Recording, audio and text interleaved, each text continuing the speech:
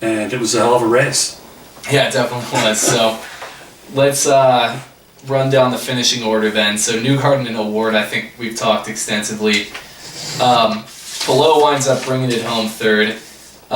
He's, I guess Herta does this also, but after lap 188, we get those two more yellows, and he's one of just two who decides never to come back in after that. He stays out, same tires all the way to the end, same tank of fuel, and he hangs on to third, where Herta, the only other person who did that same strategy on the lead lap, faded back to seventh. So and would have been eighth, although he got the spot from Grosjean. Right. So yeah, it's hindsight's 20/20. Both of those guys would have been better off with a stop. But hey, man, Palou's on the podium, and a great race for him. David Malukas in fourth after starting ninth was solid all day long, and was right there, man, on the gearbox of those two guys. Could have potentially won the race, and ended up fourth. Great finish. Yeah, he's shown himself to be a very strong oval driver. Dixon, the master, in fifth. We know he's a strong oval driver. Not a lot to say about Dixon. I mean, just steady as they come, one, barely outside of the win. Pretty typical for him. Dixon in fifth. Yeah, he's right there. Started second, so maybe expected a little more. Yeah, he and Grosjean also had the freshest tires of anybody on this final stint because they had come in and topped up, put on some freshies on the last yellow. I think with the two-groove track, they put a lot of effort into rubbering in that upper lane. I think it just made it tough for guys to get around because both lanes were blocked a lot. So anyway, he ends up in fifth.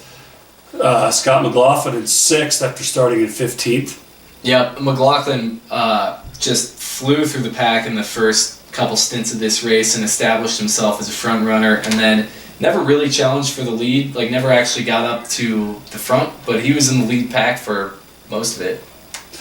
Herta in seventh. Same thing. Well, Herta led some laps, but I think that call to not come in for fresh fuel and tires probably cost him. Just didn't have it at the end. Just didn't have the tires. So anyway, ends up seventh. Ericsson's the first guy a lap down. He was, in that position most of the race. First guy a lap down, just trying to get his lap back. But it didn't happen. But still, pretty good, end up eighth after starting 16th. Yeah, he came forward from 16th, so strong race. Eilot also had a very strong race. He comes home ninth, 8 spots up from where he started. A little up and down, but he rallied at the end when it mattered. Yes, he did. Helio Castroneves, have we mentioned him all day? No, but he had a very strong race, and totally, I mean, I don't think he was mentioned on TV either all day. Completely under the radar. I actually almost forgot he was in this race at all, But I don't know how he did it. I went back and looked, because I was like, I saw him listed in 10th, and I was like, I thought he was retired. I didn't even think he was racing. But so he spent about the first half of this race in around 23rd, up and down a little bit, but averaged out to around 23rd. Came forward very, very slowly, losing a position here, losing a position there, but overall gaining as the laps went on. Then when the yellow came out for Rosenqvist, he had a great pit stop, went from 17th to 14th, so he restarts in 14th.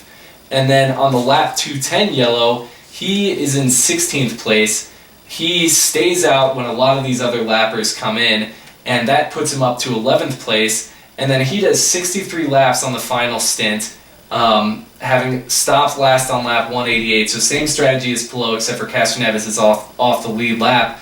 And then he's able to stay up there on older tires than everybody else, similar to what Palou did, and come home 10th. So very strong race for Castroneves.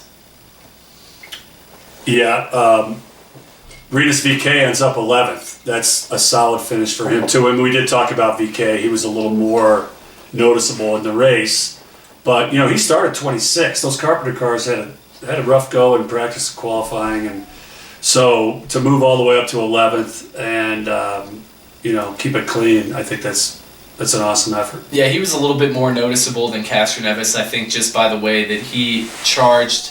Where Castroneves came forward very slowly and sort of appeared there at the end, VK charged in the first half of this race and was up to 10th by lap 125, and then hung around there for the entire second. He scrapped with those guys for the entire second half. So in 12th, Agustin Canapino in his first ever oval race, as far as we know, because we don't know anything about him. That was amazing. Yeah. Again, one of the reasons I love going to these races is you can see all this stuff happen, while you're there. And we couldn't really see much of it. There just wasn't anything on TV. Yeah. But when you look at the finishing order and the lap chart, you just got to hand it to the guy. He had an incredible race. Yeah, unbelievable.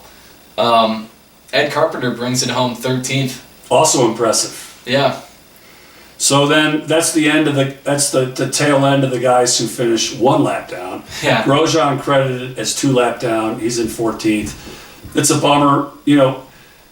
Grosjean could be leading the points right now, but he's just, I guess, his style. He's not going to settle. He could have been clearly first or second in St. Pete easily. Yep. And no worse than 8th here, worst case scenario, and possibly 3rd or 4th. So it's too bad. I'm glad he didn't get hurt and had a great race, but just no results after 2 races. Yeah, no, that's a good point. We like those guys because they're very fun to watch. They're super interesting, but it doesn't always. It's tough to win a championship when you drive like that. But he's accomplished a lot, and he obviously really wants to win.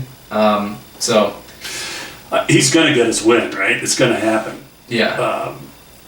It's just, he's had 2 chances this year, and he's put it all, he's chucked it all for the win. And I don't know if that's always the right way to do it. Well, but let's say this though. He is this is what, 2nd year in IndyCar? Third year in IndyCar, no oval experience before this, and now he's up there fighting for win at Texas, which is, not a particularly easy oval to drive, from what I understand. So he's got, he's a little bit like Takuma Sato.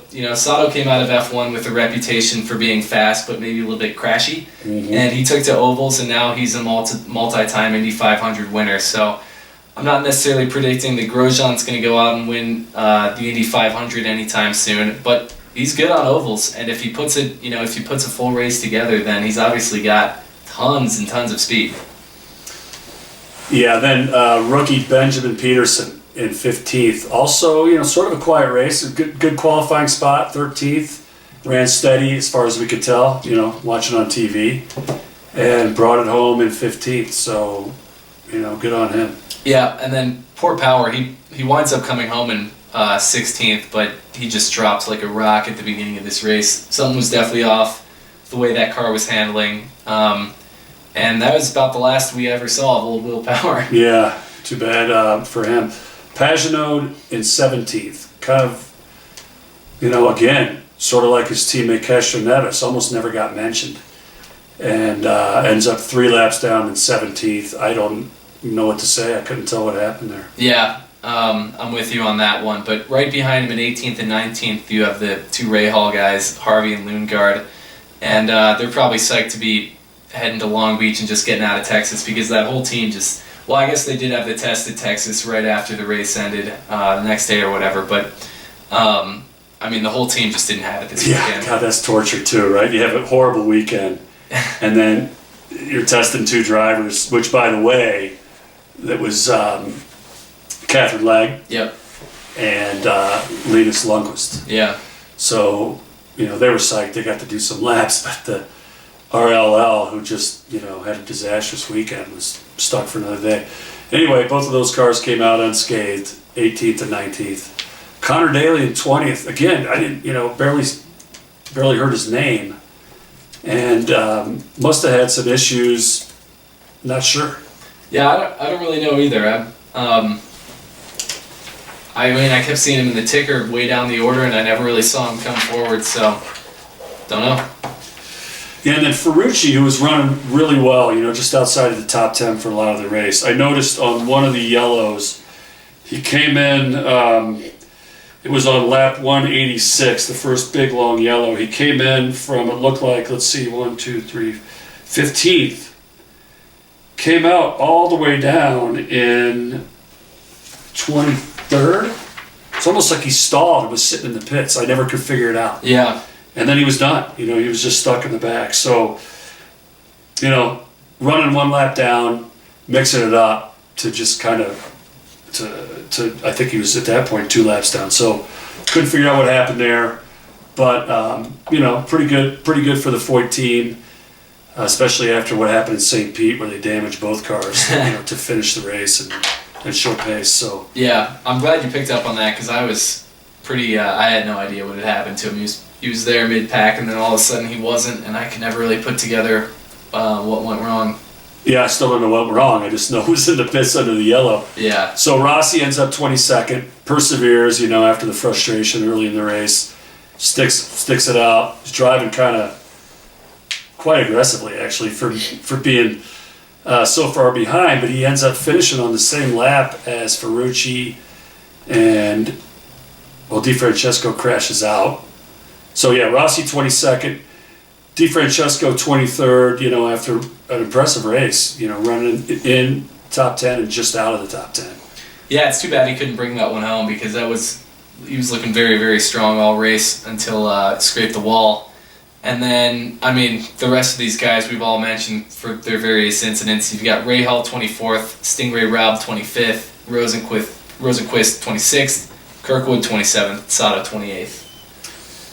Yeah, and I thought Sato was a potential winner, actually. Qualified well. Kind of dropped a few spots at the first stint, but no big deal. There's 200 plus laps to go. Yeah, plus his teammates are all fast, so that. Yeah, and then Kirkwood, he wasn't having a great weekend. We talked about the little incident that was, ended up penalizing Rossi instead. But Kirkwood was kind of running way back there, back where you don't expect him. So, anyway, that wraps that up. We do have points. Yeah. Yes, we do. Is it worth talking about at this early stage? Well, it's pretty early in the season. I think it was definitely worth mentioning that Grosjean could be leading the points right now, but instead he's down in 15th, already 51 points off the lead, which the championship is led by a Ward, with Ericsson in second, 7 points back. Yeah, and third is Scott Dixon. Fourth, Newgarden. Great recovery. Newgarden had a tough race at St. Pete, and now he's fourth, not too far back. And then fifth is Alex Palou. Yep. So, I don't know if we need to go. Nah, we're only 2 races in. That's going to change a lot over the course of the season. Let's wrap this thing up. I do have a little ZZ Top for you.